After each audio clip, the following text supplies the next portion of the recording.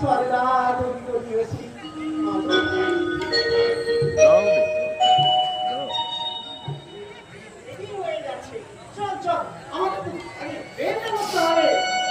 দেখি একটু বাস।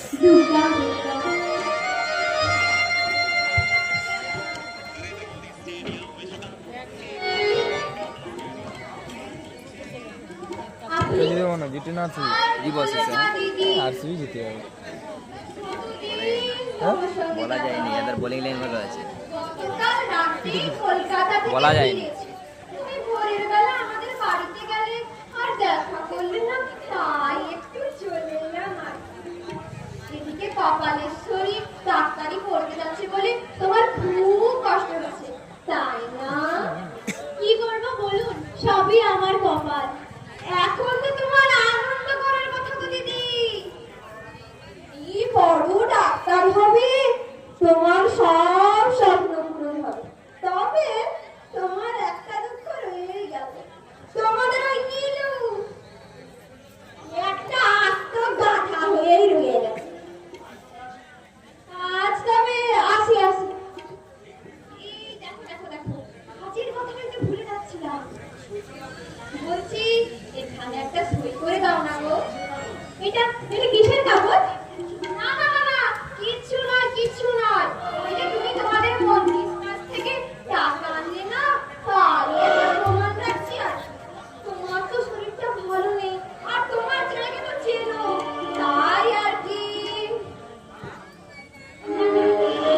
আমার মেয়ের কিচ্ছু হবে না, আমি সই করে দিচ্ছি। হরে কৃষ্ণ হরে কৃষ্ণ কৃষ্ণ কৃষ্ণ হরে হরে, হরে রাম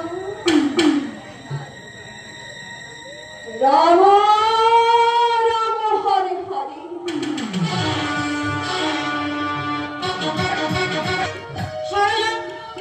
ষড়যন্ত্র ষড়যন্ত্র ভয়ঙ্কর ষড়যন্ত্র। আমি বেশ বুঝতে পারছি রিতা, তুমি আমাকে অনেকবার সাবধান করেছিলে, কিন্তু আমি বুঝতে পারিনি। আচ্ছা আপনারাই বলুন না, নিজের মেয়েকে কি কখনো অবিশ্বাস করা যায়? রিতা, তুমি তোমার জীবন দিয়ে বুঝিয়ে দিয়ে গেলে ষড়যন্ত্র কতটা গভীর। না হলে একজন সুস্থ সবল মানুষকে আমার মেয়ে ডাক্তার রিক্তাশিস বাবুকে ডেকে এনে ইঞ্জেকশন করালো, আর তাতেই তুমি আস্তে আস্তে মৃত্যুর দিকে ঢলে পড়লে। এখন আমাদের রাজকুমারের কি হবে আমি আর ভাবতে পারছি না, আর পারছি না। কি পারছো না বাবা, কি পারছো না? এসেছিস বাবা রাজ, এসেছিস? হ্যাঁ বাবা, তুমি এত উত্তরা হচ্ছ না বাবা। মায়ের মৃত্যুর পর তুমি নিজেকে ঠিক রাখতে পারছো না। এ মৃত্যু নয়, এ মৃত্যু নয়, এ হত্যা হত্যা। তোর মাকে হত্যা করা হয়েছে, আমাদের পরিবারকে তৈরি হয়েছে এক বিশেষ ধরনের ইঞ্জেকশন, আর সেই ইঞ্জেকশনেরই প্রথম ট্রায়াল করা হয়েছে তোর মায়ের উপর। হ্যাঁ বাবা, আমাকে একটু ক্ষমা করে দিস বাবা, ক্ষমা করে দিস। হ্যাঁ রে বাবা, তোর মা আমাকে অনেকবার সাবধান করেছিল সরকারের ব্রাশ কোম্পানিকে তোর নামে উল্লেখ করতে, কিন্তু তার কথা আমি কোনো কর্ণপাত করিনি। আর আজ ওরা জোর করে আমার কাছ থেকে ওই সই করিয়ে নিয়ে গেল। হ্যাঁ, আমি তোর জন্য কিছু রেখে দিতে পারলাম না, আমায় একটু ক্ষমা করে দিস বাবা। তাতে আমার একটু কোনো দুঃখ নেই বাবা। তোমরা আমাকে জন্ম না দিতে পারো, মানুষ তো করেছো, পালন তো করেছো, নিজের সন্তানের চেয়ে কোনো অংশে বঞ্চিত করো, লেখাপড়া শিখিয়েছো, মানুষের মতো মানুষ করার চেষ্টা করেছো, এর থেকে আর বেশি কি চাই বাবা? বাবা রাজ, এই সত্যের কথাকে আমি কোনোদিনও বলিনি, কিন্তু তুই জানলে কি করে? সত্য কোনোদিন গোপন থাকে না বাবা। অর্থ যশ লোক আমাকে অন্ধ করে রেখেছিল, আর আজ তোর কথার আলোকপাতে আমি নতুন দৃষ্টি শক্তি ফিরে পেলাম। আয় বাবা, বাবা বুকে আয় বাবা। জানিস তো বাবা, সূর্য যতই প্রখর ভাবে কিরণ দিক না কেন, দুর্ভাগ্যের কালো মেঘ তাকে কয়েক মুহূর্তের জন্য ঢেকে রাখে। একটা তীব্র ঝড় আর কয়েক পশলা বৃষ্টিতেই সে দুর্ভাগ্যের কালো মেঘ সরে যায়। তাই বাবা রাজ, একটু সাবধানে থাকিস বাবা, সাবধানে থাকিস। বাবা কি বলছো এসব? তার মানে আমারও বিপদ আসছে? হ্যাঁ বাবা, ওরা এলো বলে, ওরা এখানে এসে পার্টি করবে, তাই তাই আমাদের এখানে থাকাটা উচিত হবে না। চল বাবা।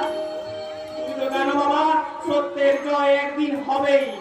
বেশ বুঝতে পারছি বাবা, তোমার মতো বড় লোকেরা যতদিন ক্ষমতায় থাকে ততদিন বেশ শক্তিশালী, আর ক্ষমতা থেকে দূরে সরে গেলে কাপুরুষতা ভীরুতা যেন তাদেরকে গ্রাস করে। আমি ভয় পাই না বাবা, আমি কাপুরুষতা শিখিনি। এই যে আমার সুপুরুষ, বলি পালিয়ে পালিয়ে বেড়ালে কি আর কাপুরুষতা থাকা যায়? এই, তুমি এখানে? চমকে গেলি বুঝি? আরে চমকাবে না কেন? হঠাৎ করে যদি বজ্রপাত হয় তাহলে চমকানোরই তো কথা। বলো কুড়েলি। এসব কি বলছিস দিদি তুই? ভুল কি বলেছি? বলি প্রেম করবে বিয়ে করবে না, খাওয়া পড়া দিতে বুঝি ভয় করে কি, তাই না? ঠিক বলেছি মেশামশাই, শুনেছেন আপনার পুরোধর ছেলের কথা? আরে আমি তোমাকে খাওয়ানোর পড়ানোর কে? তুমি যথেষ্ট সাবলীল হয়েছো, পুলিশের উর্দি গায়ে দিয়ে শিল্পীর মতো মস্তানি করছো, কত সুন্দর করে দোকানে দোকানে রাস্তায় রাস্তায় তোরা দুলছো। তাতে আমার মতো ছাপোসা বেকার ছেলের কাছ থেকে ওই দুবেলা দুমুঠো মোটা চালের ভাত তোমার পোষাবে তো? মানে মন প্রাণ ভরবে তো? তাহলে বলো, আজকে তোমাকে আমি বিয়ে করে আমার স্ত্রীর মর্যাদা দিতে চাই। শুনলেন বাবা, শুনলেন আপনার গুণধর ছেলের কথা? বাবা, একেবারে বাবা মেসমশাই থেকে বাবা। এই কি বিড়বিড় করছিস রে? মানে এই তোদের কথাই ভাবছিলাম আর কি। বলি তোর ওই হবু বর কি এই জীবনে বিবাহ বাবুই থেকে যাবেন আর প্রেম বাবু হবে? তুমি কেমন সারা বলবে? এই খবরটাও রাখুনি? খবর মানে? আরে আমরা তো আগে রেজিস্ট্রি ম্যারেজ ছেলেই ফেলেছি, শুধু সোশ্যাল ম্যারেজটাই বাকি আছে। আরে আগে বলবে তো, তাহলে বিবাহের রাতে বিদায়ের সময়টা বাজিয়ে দিতাম। এই খানায় টানায় শুনবে না, চলবে না। শুনবে না। আমাদের এই দুষ্টু মিষ্টি মেয়েটা কি যেন রসগোল্লার মতো। জানো তো মা, তোমার শ্বশুরও না আমাদের লুকিয়ে লুকিয়ে বিয়ে করেছে। এই, আপনারা সবাই সাবধান হয়ে যান। আমাদের একটু হাত টানো। কারো পকেট বড়, কারো পকেট ছোট, কেউলো ভাবে ঠিক, কেউলো খাটো। আমি বলি সবাই সাবধান। আমি কলকাতা রসগোল্লা, আমি কলকাতা রসগোল্লা, আমি কলকাতা রসগোল্লা, আমি কলকাতা রসগোল্লা। থামাও, থামাও তোমাদের রসগোল্লা গান। ভুলে যেও না, আমরা একটা বিশেষ উদ্দেশ্য নিয়ে এসেছি। কি আমাদের ফুলকলি মা সরকারের ট্যাক্স কোম্পানি সিংহাসনে বসতে চলেছে। ব্যানার্জি পরিবারের একমাত্র বৌমা ফুলকলি ব্যানার্জি। সবাই হাততালি।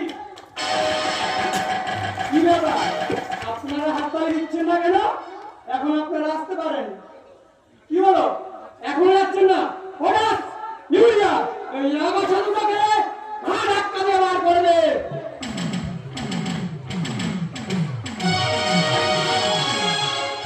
তাহলে বুঝতে ম্যাডাম, আমাদের মিশন সাকসেসফুল। জয় জয় মহাদেব, জয় জয় মহাদেব। শান্তিলালের নেই কোনো খেদ, যাকে ধরবো আর জীবনে আনবো মূর্ণচ্ছে। তাই শান্তিলালের পরম জেদ। প্রস্তুত থাকুন ম্যাডাম, প্রস্তুত থাকুন। এই স্থান বড় আসতে চলেছে, প্রস্তুত থাকুন। চিন্তা করবেন না স্যার, সব রকম ঝড় সামলাতে আমি প্রস্তুত। ও, এই ব্যাপার। ব্যাপারটা তো এতক্ষণ মাথায় আসেনি। তোমাদের মন্ত্রী আমাদের ছক্কা হাঁকিয়েছে। আমার নাম রাধারানী, মন্ত্রীর প্রেম সব জানি। হরে কৃষ্ণ